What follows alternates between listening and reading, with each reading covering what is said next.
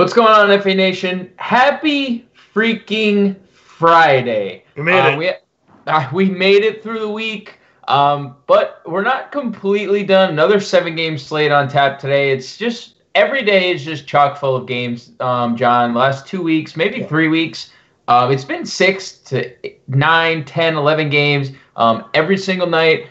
Not any different tonight, brother. How are you feeling about tonight's slate? You were the man in the playbook. Also, shout out to Steve Pimentel producing today's slate. So, again, just like last night, we got the full squad here. Yeah, I mean, the slate is really it's interesting because we have all of the big names on it, and we have all the value opening up. Just like $3,000 guys on DraftKings are like starting tonight. So like min-price plays across the board are in play. It's just, yeah, it's gonna be an interesting slate. It's gonna be superstars and scrubs. I bet we're gonna see some very high totals again tonight for scoring wise. Cash lines be pretty high. I'd almost worry playing cash games tonight, to be honest with you. I think this might just be a GPP slate, just given all the value that's out there. It's just, it's going to be pretty difficult, I think. Everybody's going to be on all the same guys. I think I'd probably just stick with GPPs today. Yeah, I tend to agree, especially getting down to the nitty-gritty. I think that's kind of how we're going to feel for the rest of the year.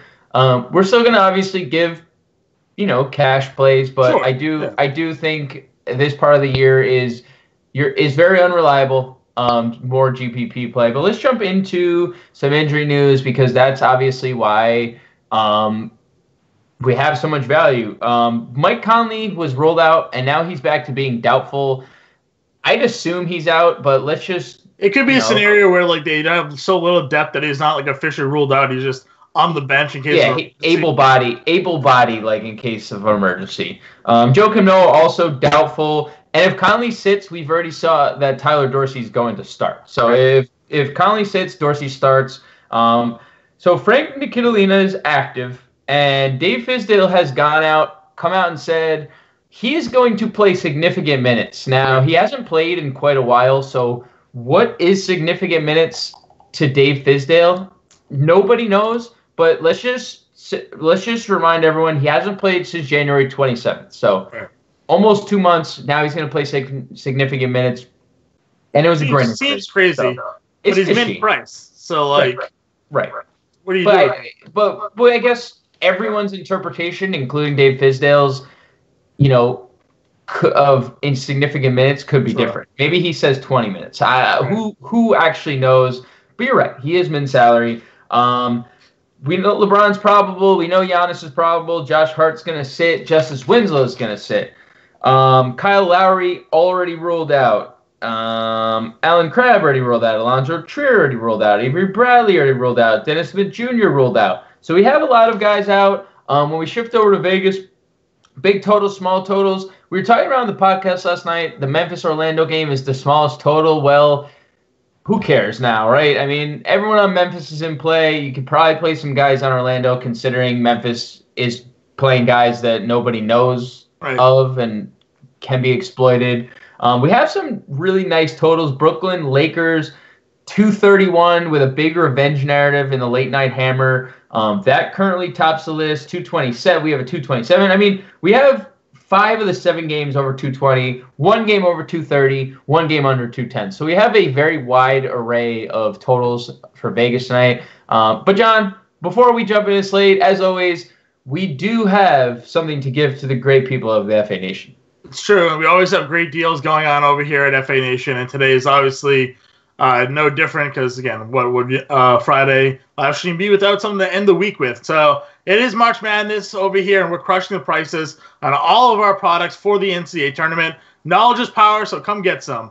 With the MLB Playbook Pro, fantasy baseball season is already starting. The Jim Button Draft Guide, the ultimate cheat sheet, gets you 5,000 features, 35 seasonal and DFS tools, plus live chat every day. You go to fantasyalarm.com/MLB season. Use promo code Impemba or promo code, Grande, Pimentel, or even Bender, in this case, Howard Bender's last name as well, to get 25% off the already low price. fantasyalarm.com/MLB season. They get 25% off everything that we got going on. MLB Draft Guide right now. Again, MLB season starts up pretty soon if you haven't already started your leagues with the baseball that started over earlier this week. Yeah, I'm thankful baseball's coming back. I always love the crossover, especially when we're going to be playing mostly NBA, because now everyone's going to be playing two sports. Leg up, baby. We're going to have the leg up on everyone trying to play two sports. Don't hopefully this. It's definitely John. Let's hop into the playbook because I just counted the amount of point guards you have written down, and it's scary. It's a scary number, and it honestly has only gotten bigger with guys like Frankie Smokes and honestly Tyler Dorsey not even there. So let's just start up at the top where we have Russell Westbrook coming off an absolute monster game against Toronto, and now we get the same exact matchup.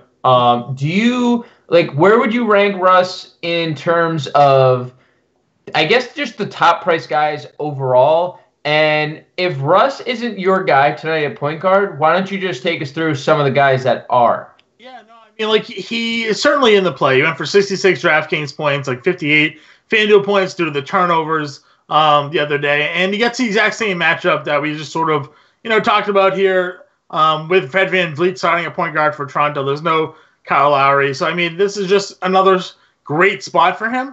And I'm not going to sit here and tell you not to play him. I mean, there are a lot of other high-priced plays on this slate, and I actually think point guard, given everything, is actually one of the, better depth positions tonight. And so for that reason, I don't have a lot of Russell Westbrook in my lineups.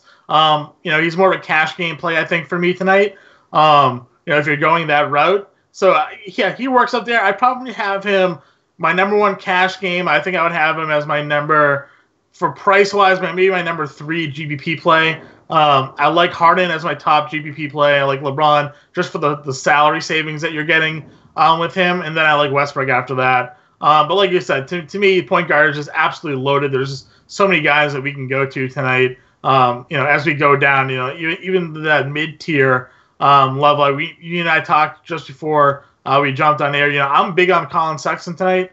The guy has scored 20-plus actual points in 7 straight games, 30-plus actual points in that same stretch. I think there's great cash game upside with him as well. Get him in GPPs if he finds himself into an extra steal, maybe an extra couple assists. He can give you 40-plus fantasy points.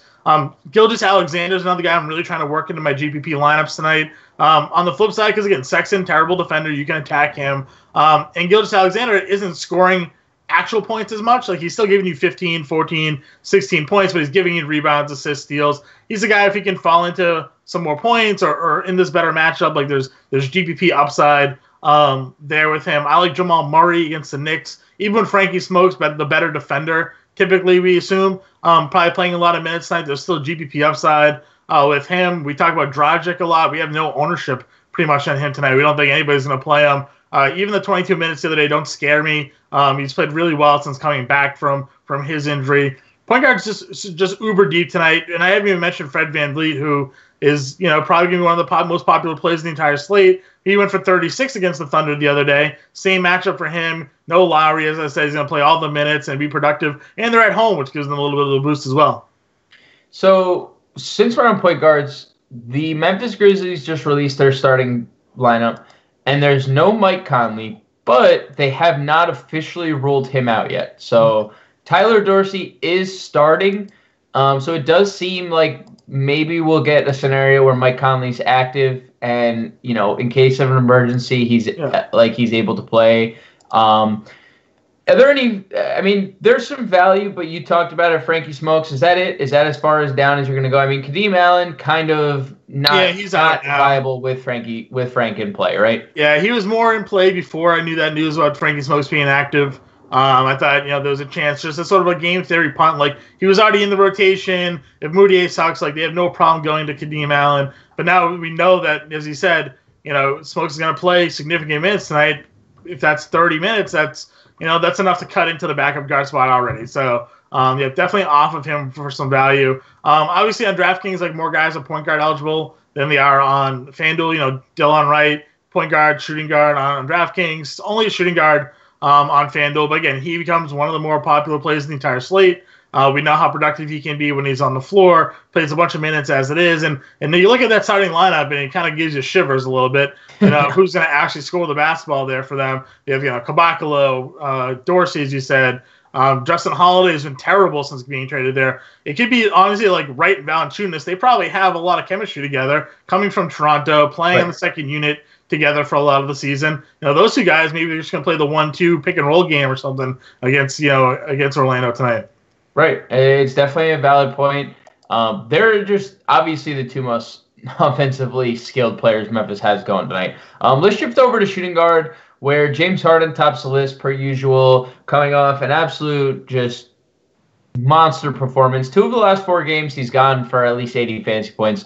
You mentioned he's one of your favorite plays of the slate. I don't think we need to break him down too much. I mean, he's garnering pretty high ownership. Play him if you want kind of scenario. Where else at the shooting guard position are you looking? Because you have more mid-tier in value than you do like 7K to 8K kind of guys. So, I mean, D'Angelo Russell in the playbook I have as a point guard because he's point guard, shooting guard on FanDuel. But he primarily is a shooting guard. I mean, as a point guard, shooting guard on DraftKings. Shooting guard only on FanDuel. He gets that revenge narrative game against the Lakers tonight. He went for 58, against 50 fantasy points in that first one. He's gone for 77 and 58 in the last 2. He's going into LA. So I do like him, and he's in that 8K range, as you mentioned. He's sort of the next tier down from there. But then you're right. I do have a lot of mid-tier guys. Lou Williams, I think is always in play for GPPs, gets that matchup against Cleveland. I had Damian Dotson in there. I still think he's going to play a lot of the minutes at shooting guard. I don't see them really playing Allen and Moutier at shooting guard alongside Frankie Smokes. It could be just the fact that Allen doesn't play anymore. He might be just completely cut from the rotation here, and it's Moutier and Nicolina being there as the point guard. So I still think Dotson's in just in case there. I like Connaughton, and we talked about him now that Brogdon's ruled out. Connaughton has been a guy that a lot of people that he's been playing a lot of the minutes in place of him. KCP is another guy who's been playing a lot of minutes, even though LBJ is being back tonight. He's still probably going to play around 30 minutes in that rotation. We love attacking the Thunder at the shooting guard position. Danny Green went for 37 fantasy points against them the other day. I have no problem at value going back to them. And as you mentioned, Tyler Dorsey, another guy who's now starting, and he's, min price $3,100. Min price on DraftKings, 37 over on FanDuel. So I'm not really spending up. I didn't love shooting guard really at the top too much outside of Harden and outside of Russell. And on FanDuel, you have to play Wright at shooting guard. You have to play Dorsey at shooting guard. So it's kind of where I'm at that position. Yeah, the KCP, I like that with no Josh Hart. I think there's definitely a role for him off the bench. Moving over to small forward, we have, as you mentioned, a bunch of stars. We have Giannis, we have LeBron, we have Paul George, we have Kawhi. We kind of ranked them on the podcast, but I'm interested in your thoughts if anything changed throughout the day, or for anyone who didn't listen to the podcast, how would you rank them, I guess, in terms of cash, and maybe would you switch it around in terms of tournaments as well? Well, I mean, I still think Giannis obviously presents the highest ceiling of the group. And it's hard to argue that, really. He went for 75 fantasy points against Miami before. He's just, when he's on his game, few people can really match his upside. $13,000 on FanDuel, though, is just almost impossible to really pay up for. He may be contrarian for that fact on FanDuel. I do like LeBron and Kawhi better than him in terms of value, point per dollar, probably in cash games. Giannis and GBPs, George and GBPs is fine. I like LeBron probably overall of that group. If you made me pick one to put in my lineup, it's probably going to be LeBron. And no, you don't have any interest in Paul George? No, he's just sort of in that GBP tier for me. Let's move down the list where you have guys listed like Danilo Gallinari. He's just a cash game guy that you could play in tournaments. I think he has a pretty safe floor, pretty safe, it's a nice floor ceiling combination. Rudy Gay, Jonathan Isaac are two interesting mid-tier guys. Why don't you break them down? Because Rudy Gay's been really good, and we only have him projected at 1%. Yeah, so, I mean, the thing is here, you have to look to see if the Spurs are playing back-to-backs, and they're not. Now, he may not start. They're likely going to go Pirtle again at center, Aldridge. But if you look at the minutes of Pirtle, they've been trending down. Gay kind of slides in there when they go Aldridge at center. And he's been a very productive player. He's going to give you like mid-30s in fantasy points for the majority of the time that he's, getting part of his rotational minutes. So, and if this game becomes a shootout, becomes a back and forth, high-scoring game, they could rely a lot on Rudy Gay here. And we know that his upside this season, we've seen him go for 40, 50 fantasy points. So I do like Gay at his price, $5,400 and $6,000. Jonathan Isaac, someone that you and I have been on for a while. He went through a cold streak, but he snapped out of it last game. Went for like 38, I think, fantasy points or something like that. Gets a matchup against Memphis, and we already talked about it. They have absolutely no depth there tonight. Should be a mismatch for him. So I think he's another solid mid-tier play. I threw Gary Harris in there against the Knicks. I kind of combined him and Barton, both as GPP plays. Harris is playing more minutes. The Knicks are just terrible defensively. So I think it works for both of them. And then we go down to some value here. You have Daniel House, who let everybody down again the other day, but I don't think that's changed his role. Like he still played a lot of minutes. He just missed the shots that he had available to him and didn't have a lot because Harden went off for like 80-something fantasy points or whatever. So I still think House is a guy you can look at. I still find that Parsons is going to play probably 25 minutes off the bench, maybe more if some of the other guys, don't pan out. I really liked the fact that he played 25 minutes the other day because it showed that, at the very least, that's his ceiling, and maybe now we're going to get him to go over 25 minutes the way they've been resting him. So we know Parsons, back when healthy a couple years ago, was a pretty elite fantasy play. So he's another one. And then the guy who's not in the playbook, but our ownership percentages really like him, is Derrick Jones Jr. You mentioned Rodney Magruder's out. There's no Justice Winslow. He's already in the rotation. He played 30 minutes the other day. He's had some good games this year. He kind of fills up the stat sheet a little bit, but in terms of like production, he's probably more of a GPP play than anything. But again, small forward's kind of another interesting spot where I actually think it's rather deep, just given all the guys at the top and some of the mid-tier. So we do have a question since we're on small forward, and I'm pretty sure everyone has an idea of who your answer is going to be because one of them were in the playbook and the other two weren't. But a question from HRich00 for GPP: Rudy Gay, Josh Richardson, Cedi Osman. Yeah, so, obviously I like Gay. It's nothing to take away from Cedi because I still think he's going to play a bunch of minutes, but he did only play like 29 minutes the other day with Love and Nance and Thompson back, and he was playing 35. So if he's not playing 35 and he's not being incredibly active, then I think we have to notch him down a little bit. I still like him, I think, more than Josh Richardson, though. Okay, that's fine. Let's move over to power forward, where LaMarcus Aldridge tops the list according to your playbook, but do you like him more than Pascal Siakam? Because I don't know if Pascal Siakam has quickly become one of our favorite players to deploy in DFS. Yeah, it's not that he's tops the list because he's my number one. He's just the most expensive, and the way I do the playbook, I do it in tiers, and in terms of price points, Aldridge is priced higher than Siakam. I like Aldridge as a game stack. He's played pretty well against Houston this year. It's not like he's dominated them, but again, I'm expecting, a pretty high scoring, close game here. So, and Aldridge has been playing pretty well. So I like him in the matchup. But right, it's hard to ignore the fact that Siakam just went for 60 fantasy points, and that's with Kawhi in the lineup. We're used to, touting Siakam hard when no Kawhi Leonard's in there, but Kawhi played the other day and Siakam went off. Has the exact same matchup here against Jeremy Grant. So if everything lines up for him again, it's hard to predict 60 fantasy points, but maybe he goes for 40, and that's still great value at his price tag. Moving down the list, a couple of GPP guys. Montrezl Harrell, definitely a tournament guy. He's been very good lately. Yeah. Kyle Kuzma's ownership discrepancy is very interesting. It's crazy, to me. Right? 25% projection over on FanDuel and only 7 on DraftKings. And I guess I get it because it's very rare to see a player priced below, like for a FanDuel price to be below a DraftKings price. Oh. And I think that's probably where people are looking.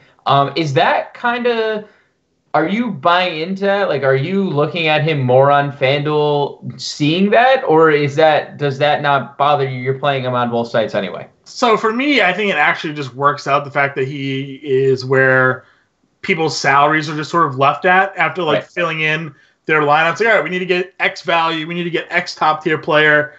all right, where am I? Like, power forward doesn't have like the value tonight, and it doesn't have the top stars. So I think people are filling out probably power forward like last, and Kuzma's just fitting into that spot on FanDuel where it's like, all right, $6,300. Yep, I can. Kyle Kuzma gives me 30 to 35 fantasy point upside. Matt against the Nets, like lock him in, no problem. Get late in the game exposure. Whereas on DraftKings, a lot of guys are power forward, center, small forward, power forward, and you get a little bit more creative with the position, and that's why I think people are less on him on DraftKings. But FanDuel, and I found this too with my builds, the price point just fits a lot of the time. Right. So Kuzma and GPPs works. The guy below him, Bam Adebayo starting at center for them.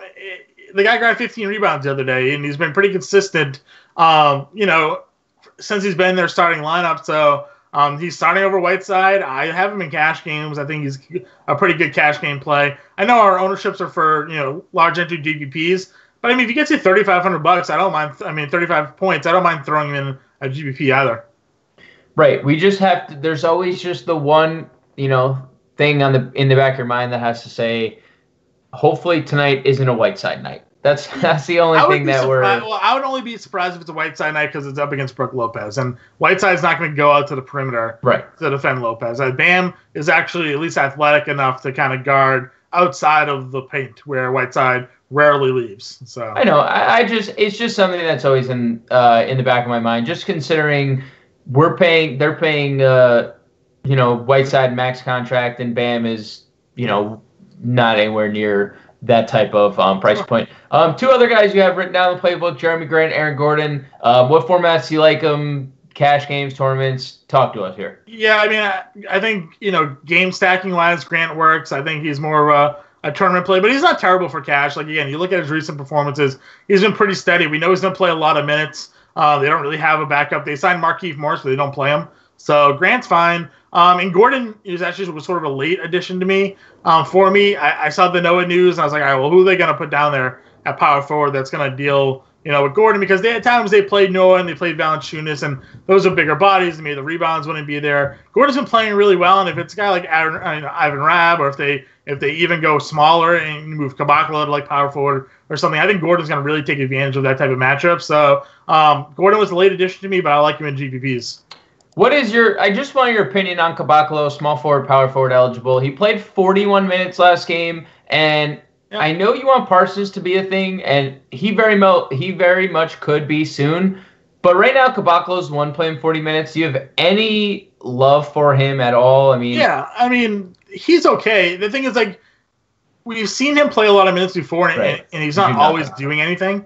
And while you look at his 40 minutes the other day, and he had, 25 fantasy points or something like that. Sure. He's $4,000. I think it was on FanDuel. So he fits if you want to go that direction. He just was unexciting to me. And I think we don't want a lot of exposure to that game. So, going with Wright and going with Dorsey and is probably as much as you want. And maybe Parsons, I said, if you trust that maybe he could get more minutes tonight. We don't want it yet. Here we are. 10 guys in, and we're what a disaster. Let's finish it up at center, John, where we have Nikola Jokic. We have the Nicholas topping the price points. Vukovic and Jokic. Do you prefer one to the other? Do you like both? They're both in your playbook. How would you kind of rank them? What formats would you like to use them in? Yeah, so for me, Jokic is a GPP play. We actually have decent ownership on him tonight, pretty actually high ownership over on DraftKings. I worry again of a blowout. It's 11-point spread. They're coming, if they are anywhere near, 15, 16-point lead, they could pull them off, go play Plumlee. They're coming off a back-to-back. They're trying to make a playoff push. If they don't need to play him against them, they're going to sit him, I think. So it's a big risk, and that ownership surprised me a little bit. I do obviously like Vucevic. I know Valančiūnas is a big body, but Vucevic had no problem in that matchup a couple games ago against them. I actually really like Clint Capella. I have him, I think, in more lineups tonight than I do the other guys.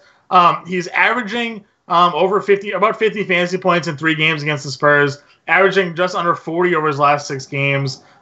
He's playing really well, and he always sort of does play well when Harden and all them are, because he gets the misses and he gets the lobs, and that kind of fits his game. So I do like Capella a lot tonight. if we're going sort of another mid-tier. And then I threw Mitchell Robinson in there again as a game theory play. They got blown out by Utah the other day, and he played a bunch of minutes. I love him. He's just I don't know why they're playing DeAndre Jordan, and I wish he would get more run than he does. So GPP only. But we have like 20% ownership rate on Robinson tonight for DraftKings. And I think that's because people are thinking game theory. I think they're thinking this game gets a blowout. Robinson comes in against the second unit, blocks like 5 shots, gets you a double-double, and he's giving you 40 at $4,300. He's giving you almost 10x upside in a GPP tournament. So Robinson, and I threw Zubac out there because, again, if he plays 20 minutes tonight, he's going to give you almost a double-double with the block, and that's more than enough if you're looking to spend down. Because to me, center, I don't love the center's position a lot tonight, but I feel like if you want to spend down and spend up elsewhere, those are 2 plays. Now, I will ask you about Jonas Valančiūnas because, like you mentioned earlier, it's him and DeLon Wright basically in the first unit, at least scoring. No Joakim Noah. And if you look at ownership projections, it's the 2 Nicholas and then it's Vooch. Or then it's Valančiūnas. Yep. So, again, we keep touting these Memphis guys, and it's a total that is absolutely disgusting, horrifying, terrifying. We want to close our eyes. We want to throw up just thinking about playing multiple guys from this game. But where is the offense going to come from? And do you think that it's going to come from Valančiūnas? I mean, we hope so. And he was in the playbook, and I called him, kind of like an elite play if he sees 30-plus minutes, which is a possibility here. And he put up 36 fantasy points in 24 minutes against Orlando a couple games ago. So the upside is there. We obviously see the ownership, only $6,600 on DraftKings. As you said, though, it's just not a game we really want to have a bunch of, 208 game total. It's ugly, But as I said before, I think him and Wright could be the 2 leading scorers in this matchup. My only maybe worry is Vucevic is a very talented offensive player. Not that Valančiūnas is like a foul-happy dude, but you never know. If he has to play a bunch of minutes, they don't really have a backup. If he gets exposed a little bit more than he's used to, that could be some trouble for him. Let's take some questions. We have a lot of questions coming through in chat. A lot of just banter going on. Jeremy Grant or Bam Adebayo from Big Migs? In GPPs, I guess you have to go with Grant, and cash I'd go Bam. H00 asks Clint Capella or Jonas Valančiūnas? I really like Capella tonight in that game, so that's where I would go. Big Migs also said, I seem to be more Russell Westbrook than the Beard. Am I crazy? Nope.